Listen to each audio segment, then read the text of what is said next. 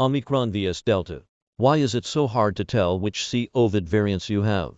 As the nation swells with yet another deadly wave of the pandemic, this time from a second, formidable mutation of the virus, many Americans are now testing positive for COVID-19 and wondering exactly which of the multiple variants in circulation they could be facing. The relative prevalence of each variant, especially the chief Delta and Omicron strains, dominates discourse on the pandemic as status. But that information is actually quite difficult to obtain, not just for patients, but for doctors, too.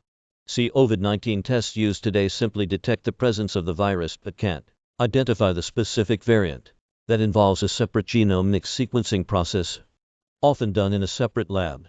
And it's not logistically feasible for every positive test sample to undergo sequencing. Health officials order it to be performed on a percentage of the positive test samples in order to track the pandemic as course. But citizens aren't privy to their individual results. Thus, variant statistics from the Centers for Disease Control and Prevention are extrapolated from a representative dataset, rather than a complete account of every reported case. But for those sick at home and wondering which strain they're fighting, that's hardly helpful for macro analysts. However, there is one quicker way to check if a case is of the currently surging Omicron variant.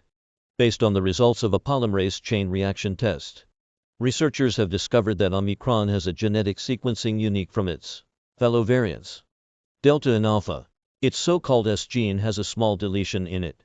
This anomaly can be detected in a PCR test, as the S gene is one of 3 target genes that the substrate reacts with.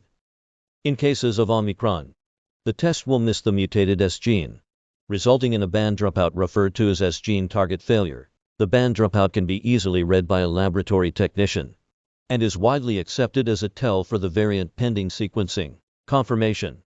However, experts caution that it's not definitive. There have been recorded cases of Omicron that did not present S gene target failures in PCR tests. As with much of the COVID pandemic, scientists are still deciphering how and why. Thus, while an S gene target failure is likely indicative of Omicron, the lack of that marker could also still occur with Omicron or Delta, or Alpha, or any other variant. On the other hand, for patients, that just leaves self-sleuthing with only symptoms of the illness as the only clues. But that's easily foiled. 2. While health agencies have described slight discrepancies in the classic symptoms for each variant, the symptoms are still very similar, and the virus can attack each person in a way that's impossible to predict. But if it's any comfort, knowing which variant you have won't help you recover any faster anyway. So, might as well accept it. We're staying in the dark here.